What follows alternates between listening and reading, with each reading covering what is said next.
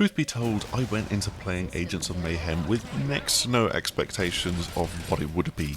That's partly because outside of the cinematic trailer from last year, we've heard basically nothing about the game, but also because I only got the call to come and play the game about an hour before the event actually started, meaning that I also then missed out on the pre-hands-on presentation. So, being dropped into the tutorial mission with 3 characters at my disposal, it felt like Volition were maybe heading down the path of a more linear action game, and I then had the furtive glee of the mission ending and finding myself in an open world with some menus to sneakily explore. And really, it shouldn't have come as much of a surprise to me that Agents of Mayhem, yeah, it feels like a Saints Row game by another name in a lot of ways. There's still a similar sense of humour, the characters handle in a similar way, and it even goes down to the way that the game loads in a new mission or a cinematic. However, it's also good that Volition are breaking out of the Saints Row franchise and starting afresh. Truth be told, there weren't many places they could take the boss and the Saints after the end of the 4th game, and so it's great to have new characters, a new menace to face off against, a slightly different tone, and a whole new city to play in.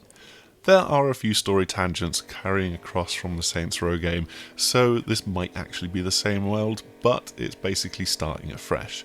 Everything changes on one fateful day, known in the game as Devil's Day, in which the underground terrorist organisation of Legion dramatically emerged, using teleportation tech and dark energy to spread devastation across the globe. With much of the world in ruins, a futuristic spin on Seoul in Korea is the new locale for the game, with the world turning to an organisation known as Mayhem to try and save them from Legion.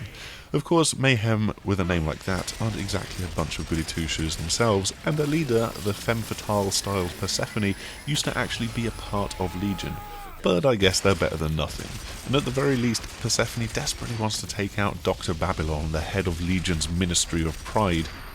The titular agents are a suitably silly mishmash of misfits. There's 12 of them in the game, and they come from all different walks of life. Hollywood is an action movie star turned real-life action hero, while Fortune was a sky pirate. Rama is an immunologist with a baffling degree of skill with a bow and arrow.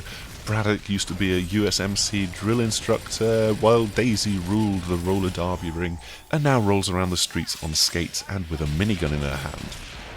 Yes, it does feel like every major game studio is trying to push towards having a wider cast of more varied characters, but for a single-player adventure such as this, it opens up new possibilities with the storytelling.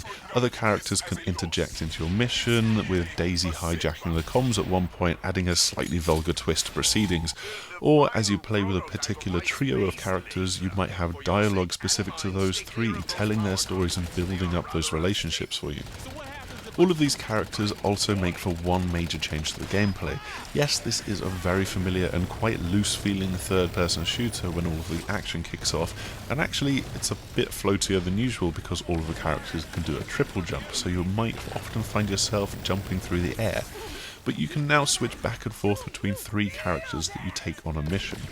All of these characters have their own weaponry, their own abilities, and such as Fortune's Cannonball energy projectile or Hardtack's harpoon that teleports enemies right in front of him for his shotgun to deal maximum damage. You can really start to combine them together depending on their roles, with a tank character out to soak up damage while the others aren't in play and are letting their shields recharge, or a character that's better from a distance and sniping. But you can now switch back and forth between 3 characters that you take on a mission. You only ever have one of you in play, the other 2 actually teleport in when you switch, so there's no NPCs getting in your way or helping you out, depending on how you want to look at it. The more often you use your special, the faster the Mayhem meter charges up, letting you unleash a signature ultimate attack on the enemies. For example, Braddock's cigar becomes a beacon for this orbital laser to rain down fire, while Fortune's drone named Glory appears to stun nearby enemies. Hardtack then pulls out a mine launcher that's great for setting up an ambush, and so on. Many of these abilities and Mayhem attacks actually have status effects as well, so there's benefits to maybe switching back and forth between characters on the fly. There's a great deal of customization behind the scenes, with upgrades and gadgets being unlocked that modify a character's abilities and their effects. I think it's an unexpected side to the game, definitely, but it's one that could be quite welcome to see because there's added depth to the gameplay. I just hope that it actually becomes something that's quite integral so that there's a reason to really dive into it, as opposed to something more superficial. One disappointment though is that Agents of Mayhem is a purely single player adventure. One of my favourite things from the 3rd and 4th Saints Row games was being able to play them through in co-op, and the way that this game is set up feels like it would have been perfect for more of that over-the-top co-op play. Sadly, that's not the case, and it's something that I feel will be sorely missed. But overall, this is probably what a lot of fans of Volition's work are waiting to see. It's another open-world action game that has got humour and over-the-top combat at its heart, and while it's not called Saints Row, you can probably think of it as the next Saints Row game in a lot of ways. Thanks a lot for checking out our video, and as always, give us a thumbs up or a thumbs down if you really want to be mean, and subscribe if you want to see more of our videos. You can also head over to thesixthaxis.com for written previews, news, reviews and so on, and hopefully we will see you again soon. Goodbye! Hurting my feelings!